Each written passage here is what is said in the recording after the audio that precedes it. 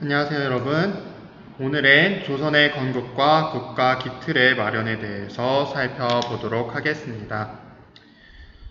여러분 앞에 지금 이제 경복궁 수정전의 모습이 보이고 있는데요. 이 경복궁 수정전은 이제 경복궁에 들어가면 경회루가 있죠. 이 경회루 서쪽에 있는 건물입니다. 과거에는 여기에 집현전이 있었습니다. 한번 사진으로 보고 지나갈게요. 자, 우리가 지지난 시간에 배웠던 부분하고 오늘 배운 부분은 많은 부분에서 겹칩니다. 왜? 조선의 건국을 담고 있기 때문이죠. 신흥 무인 세력과 신진 사대부의 성장 과정에 대해서 선생님이 지지난 시간에 어떻게 설명했죠? 신흥 무인 세력은 누가 있었어요? 이성계, 최영 같은 사람이 있었고 홍건적과 왜구를 소탕하는 과정에서 세력을 키웠다고 말씀을 드렸어요. 신진사대부 같은 경우에는 이제 공민왕이 성균관을 중시하면서 많이 지원을 해주고 과거제도도 손보고 하면서 신진사대부가 커지게 된다. 왜? 공민왕의 개혁을 도와주는 사람들로서 신진사대부를 키워줬다. 라는 거 이야기한 거 잘 기억하고 있길 바랍니다. 이 신진사대부는요, 둘로 나뉘게 되었다고 이야기를 했었습니다. 온건파랑 급진파. 온건파는 어떤 사람들? 고려를 계속 유지하자는 사람들. 급진파는 개혁을 하되 새로운 나라를 세우자라는 쪽. 그래서 개혁을 하자라는 것은 신진사대부 양쪽 다 동의했지만 고려를 무너뜨리느냐 안 무너뜨리느냐에 따라서 급진파와 온건파의 생각이 달랐다라는 이야기. 그리고 조선은 누가 세우게 된다? 급진파가 힘을 키워서 조선을 건국하게 된다라는 이야기입니다. 자,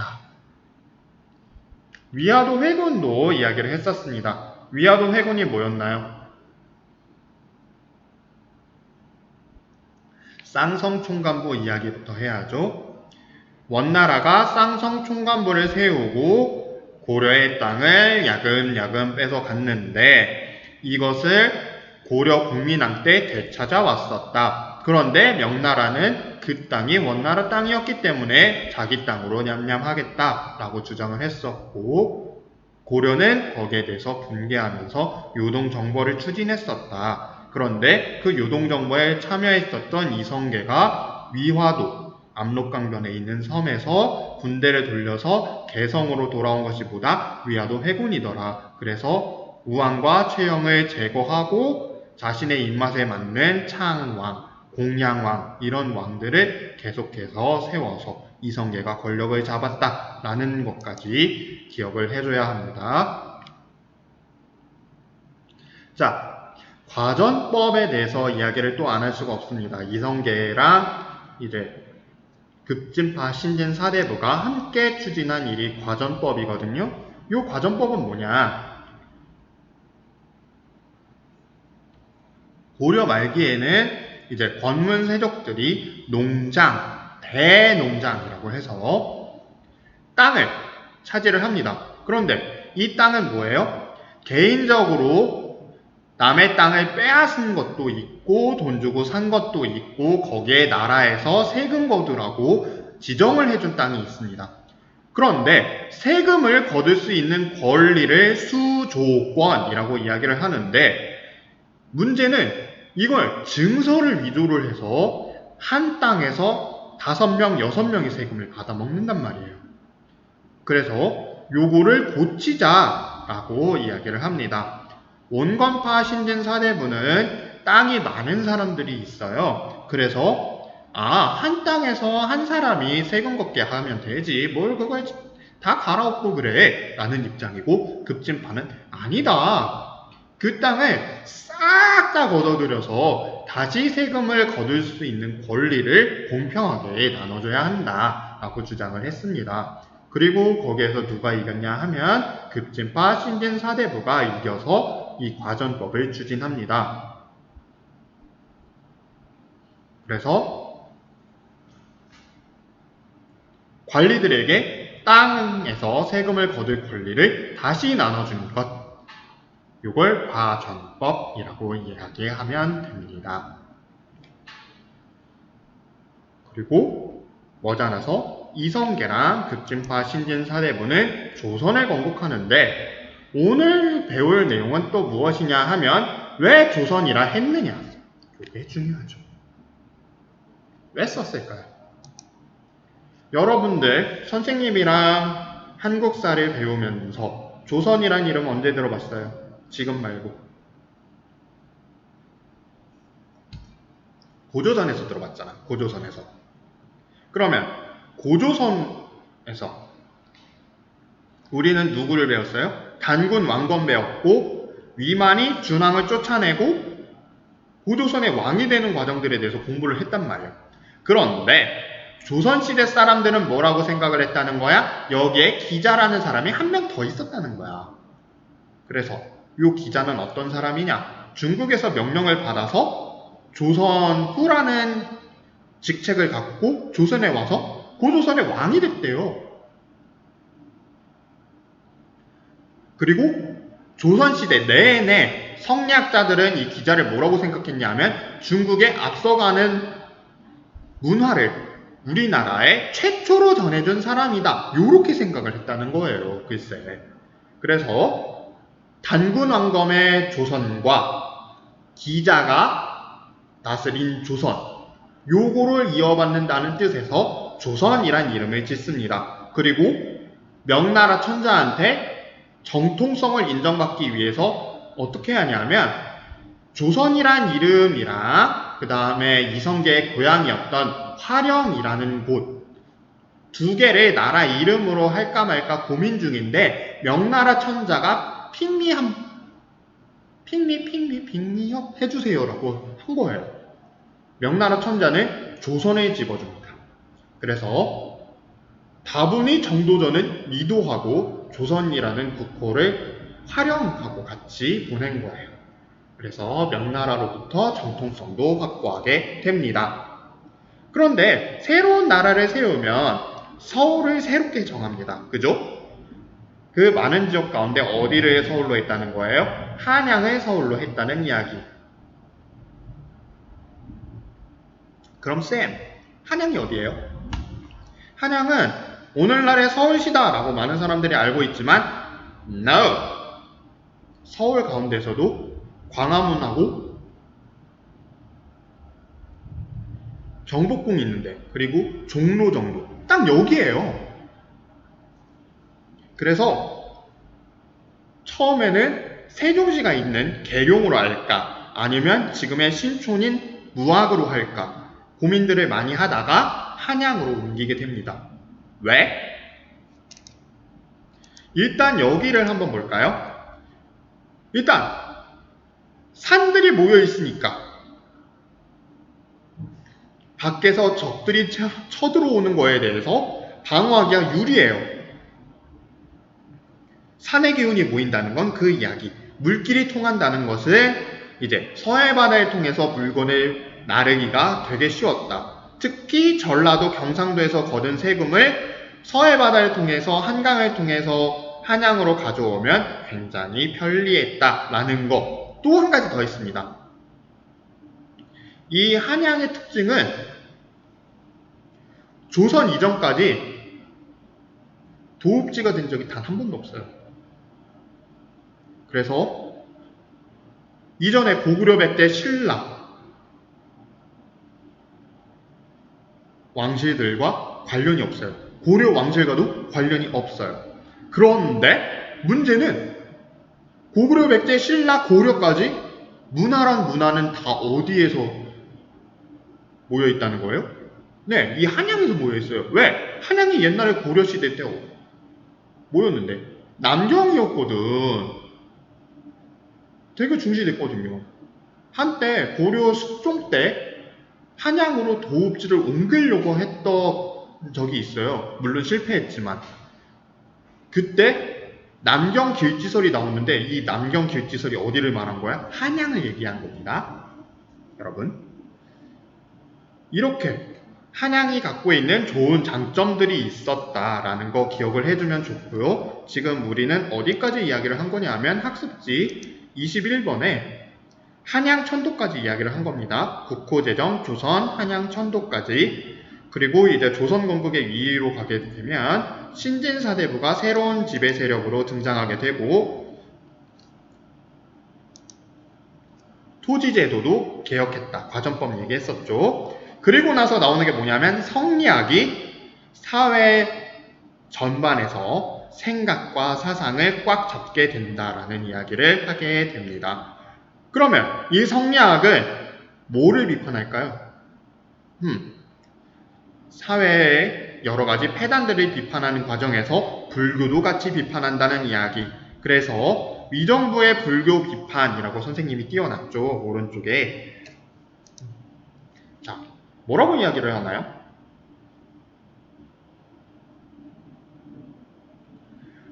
고조선은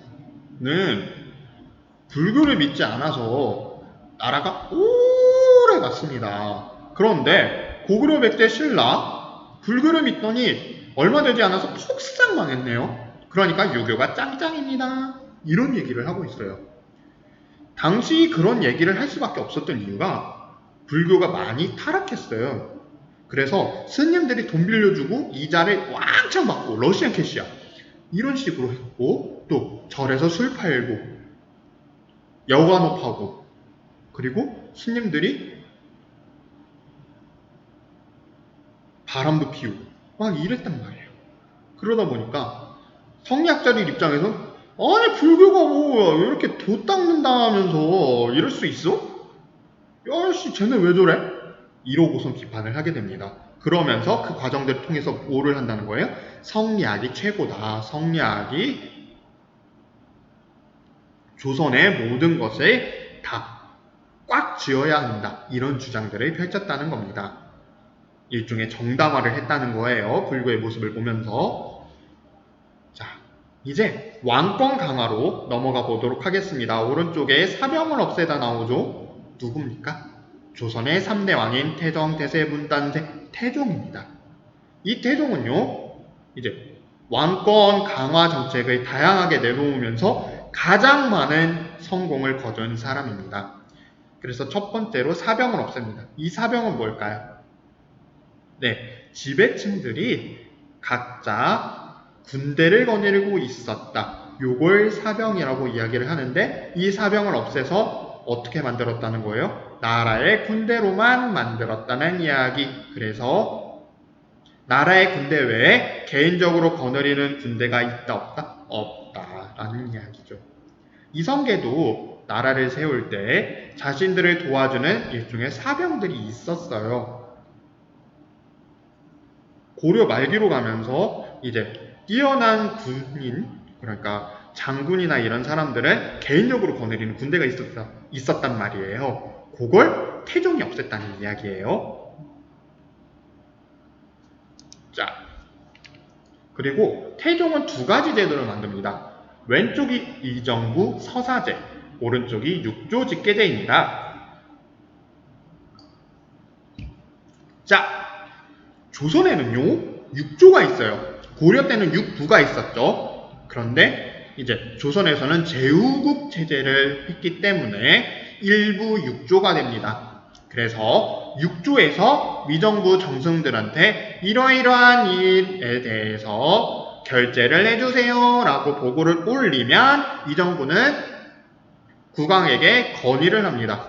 이러이러한 정책에 대해서 임금님 요렇게 해주시는 게 어때요? 국왕을 그래 도장 꽉 해주면 위정부에서는 국왕전하께서 이러이러하게 말씀을 하셨습니다. 이대로 하세요 라는 게 위정부 서사제입니다.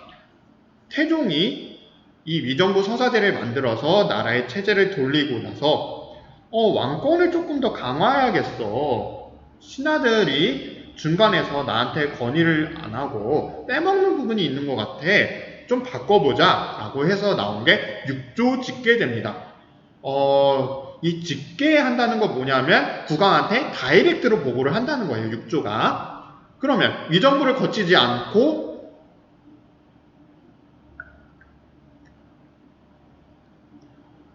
국왕에게 다이렉트로 보고를 하고 국왕은 6조에 다이렉트로 명령을 하기 때문에 위정부가 이름만 남게 되는 거죠. 요거를 나중에 이제 왼쪽에 위정부 서사대로 바꿔주는 사람이 누구냐 하면 태종의 아들님인 세종대왕 되겠습니다. 태종은 왕권 강화와 함께 이제 사람들이 어디 사는지 그리고 직업은 뭔지 이런 것들을 잘 파악하고자 했어요. 왜? 요것들을 기반으로 해서 뭐를 매긴다는 거예요? 세금을 매긴다는 거. 그리고 사람들이 어디에서 살고 재산은 얼마고 요런 것들을 잘 파악해야지만 사람들을 군대에 보내는 것도 아주 나라에 유리하게 됩니다. 그래서 오늘날의 본인 증명서, 주민등록증이라고 할 수 있는 호패를 만들었습니다. 요거는 양반이라서 그나마 상하로 좀 만들었지 양반이 아닌 일반 사람들은 나무로 만들었습니다. 신분에 따라서 재질도 다 달랐어요. 자, 오른쪽이 이제 여러분들이 이제 고등학교 3학년쯤 됐을 때 받을 수 있는 주민등록증입니다. 주민등록번호랑 그 다음에 사는 주소가 나오고요. 밑에는 이제 구청장의 직인 같은 게, 도장 같은 게 들어가 있죠. 요거는 위조방제의 기술이 되어 있습니다. 여러분들 직접 받으면 한번 확인해 보세요. 자, 이제 태종시대 왕권 강화 정책과 이제 인구에 대한 정책들을 살펴봤으니 외교 정책을 살펴봐야 해요. 외교랑 관련해서 얘기가 나오면 4대 교리 이야기가 나올 수밖에 없는데요.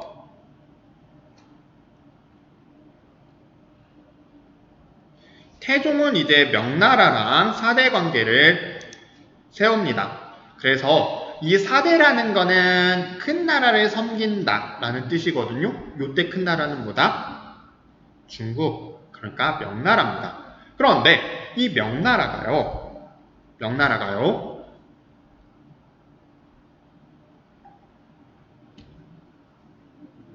그럼 명나라가 4대 대상이니까 우리는 무조건 명나라에 숙였냐? No. 요거는 노리는 게 있는 거예요. 왜? 태종, 세종 왜 명나라에 그렇게 4대를 잘 했느냐? 요건 두 가지 측면이 있습니다. 무슨 두 가지 측면이요, 쌤? 첫째, 내가 큰 나라의 명나라를 이렇게 잘 섬기는데 신하, 니들이 왕한테 개기면 돼, 안 돼? 잘 따라야겠지? 그러니까 나한테 꿇어.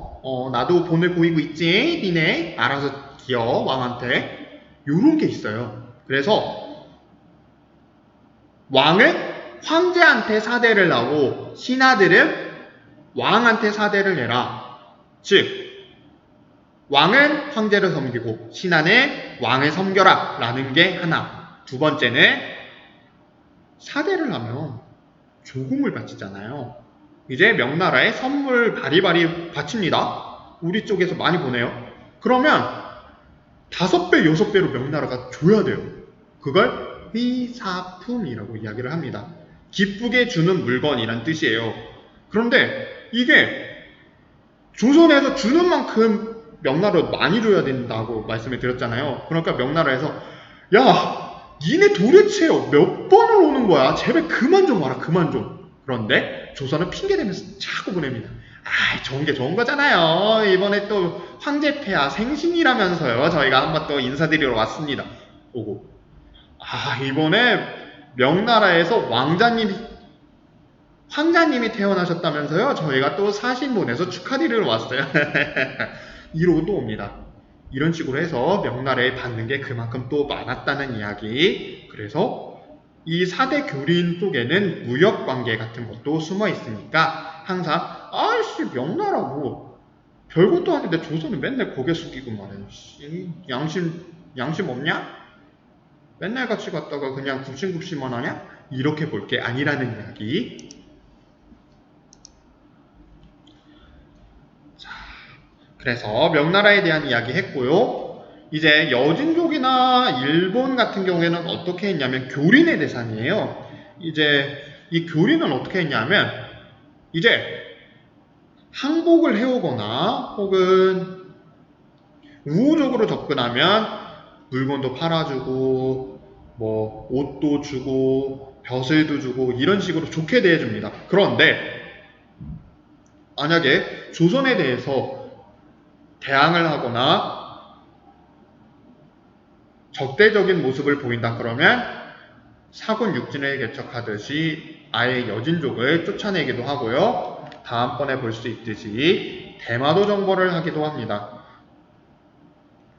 이 대마도는 당시에 조선과 외, 그러니까 일본 사이에 무역을 중개하는 입장이에요. 그런데 여기가 또 뭐에 본거지냐면 일본 해적들의 본거지입니다. 그래서 공격을 해서 대마도 도주로부터 항복을 받아냅니다. 이제 세종 초기에 태종이 왕위를 물려주고 군사권만 쥐고 있을 때 벌어진 일이에요. 그리고 세종 때로 넘어오게 되면 이제 본격적으로 문화가 발전되는데 집현전 이야기가 나오죠. 수정궁 이야기는 앞서서 했고 집현전 학사도 잠깐 보고 가실게요. 이제 뿌리 깊은 나무에도 잠깐 나와요. 어떤 장면이 나오냐면 글이나 읽고 경전을 연구하고 학문을 연구하는 기구를 만들려고 합니다. 이러고 세종이 이야기를 하니까 이름은 지으셨냐? 태종이 묻습니다. 이름은 지으셨습니까? 이러고 태종이 묻습니다. 그러자 세종이 아직 이름을 지어주지 못했다고 하면서 아버님이 지어주세요 라고 이야기를 할 때 지편이라 하세요 라고 대답을 하죠. 지편, 똑똑한 사람들이 모인 곳이다 라는 뜻이죠. 그리고 세종 때서부터 열심히 성리학을 바탕으로 나라의 예법을 정리합니다. 그러니까 지금으로 말하면 도란프 대통령이 왔을 때 우리나라에서 어떻게 대접을 해야 되느냐 이런 것들을 담고 있는 것이 국조 오례이입니다. 오례라는 것은 이제 뭐 결혼식이라든지 장례라든지 이런 것들을 다 통틀어서 얘기하는 것이 오례입니다. 그러니까 나라에서 지정한 5가지 예의에 대한 기본서 이런 뜻이 되겠습니다. 그리고 세종 때는 이제 훈민정음을 하죠. 나란 말씀이 둥기게 달아 문자와로 서로 사묻디 아니할세 이런 전차로 어린 백성이 이루고자 할 뿐이셔도 이런 거 여러분들 많이 들어봤죠. 그래서 우리가 쓰고 있는 한글을 세종대왕 때 만듭니다.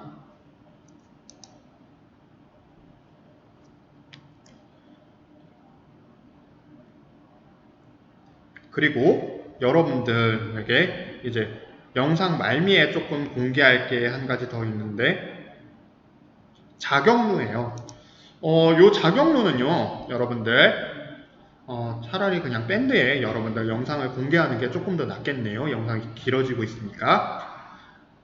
요 자격루는 이제 영화 천문에도 나왔죠. 영화 천문에서 물시계, 물로 작동하는 시계를 만들었었고요. 요걸 그 모습 그대로 국립고궁박물관에 재현을 해놓았습니다. 작동하는 모습 선생님이 나중에 영상으로 공개할게요. 그리고 이제 세조가 등장합니다. 내가 왕이 될 상인가 이러면서 딱 등장을 하는 세조의 모습. 요거는 세조의 모습을 그린 어진, 그러니까 어진은 왕의 초상화거든요. 요 초상화를 그리기 위한 초본, 초안 이런 것입니다. 선생님이 국립고궁박물관에서 사진을 찍어 왔습니다. 그래서 조카를 죽이고 삼촌인 세조가 왕이 되죠. 계유정난이라고 합니다. 여기에 반발한 사람들이 사육신이 있어요. 이 사육신들은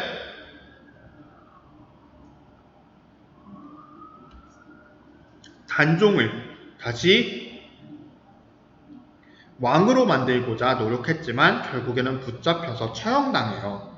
성산문, 박팽년, 허위지 같은 분들, 이런 분들은 지금 어디에 잠들어 계시냐 하면 이제 노량진에 가게 되면 사육신 공원이라고 있어요. 거기에 이제 무덤과 사당이 만들어져 있습니다. 생육신의 한 분이었던 김시습이란 분이 이분들을 시신을 거두어다가 거기다 묻어줬어요. 그래서 나중에 사육신묘 가게 되면 선생님이 설명했던 이 사육신들의 무덤이 여기구나 하고 살펴보면 됩니다. 그래서 사육신 6명, 생육신 6명, 도합 12명이 세조에게 저항을 했었구나 라고 알아두면 됩니다. 하지만 세조는 이제 사람들을 많이 죽였기 때문에 이제 나라를 좀 튼튼하게 만들어서 이 사람들을 많이 죽인 것을 좀 씻어보자 라는 생각을 하게 됩니다. 불교도 장려를 했었습니다.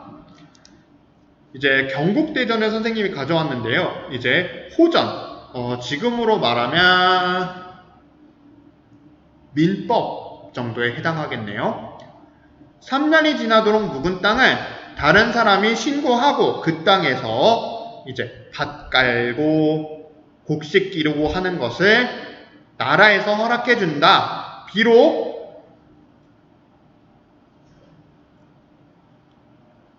땅에서 농사를 짓지 않았지만 세금은 꼬박꼬박 납부한 경우 혹은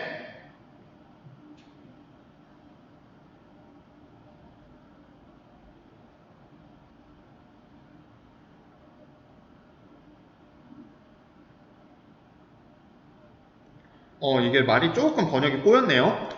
또는 경작을 할 수 없는 토지인데 개간을 해서 경작하는 것을 타인이 신고해서 경작하는 것, 밭가는 것을 허락하지 않는다. 무슨 소리냐면 3년이 지나도록 황폐화된 땅은, 그러니까 사람들이 밭가지 않은 땅은 다른 사람이 신고하고 밭을 가는 것을 허락해 준다. 곡식을 기르는 걸 허락해 준다. 대신에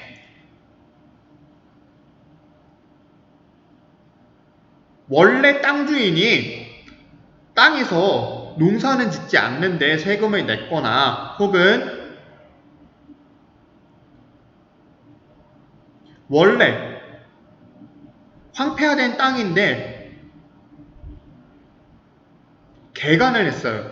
그러니까 농사를 지을 수 없는 땅에 농사를 지을 수 없을 만큼 땅이 망가졌는데 그걸 고쳐서 농사를 짓는 경우에는 다른 사람이 신고하고 밭가는 것을 허락하지 않는다.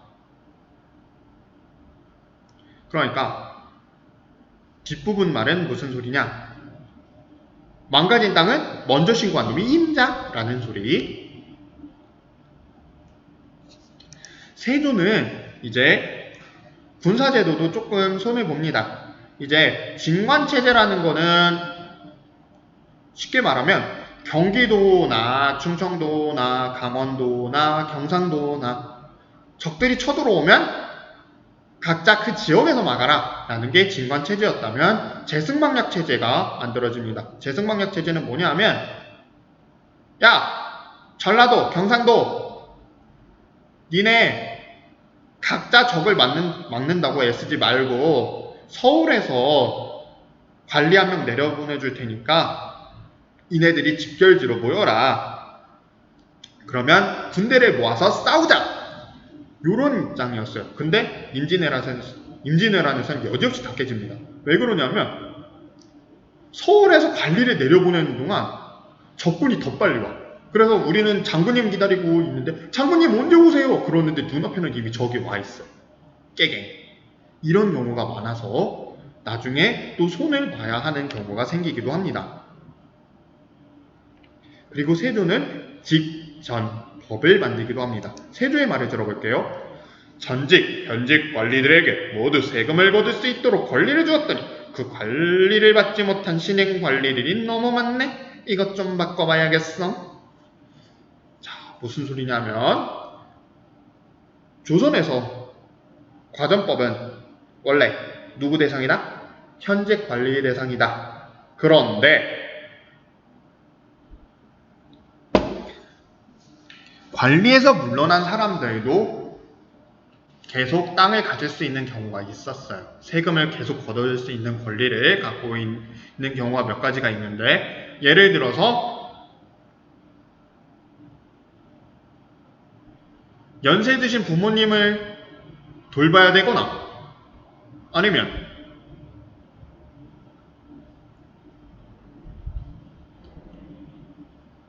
이 관리가 죽었어요.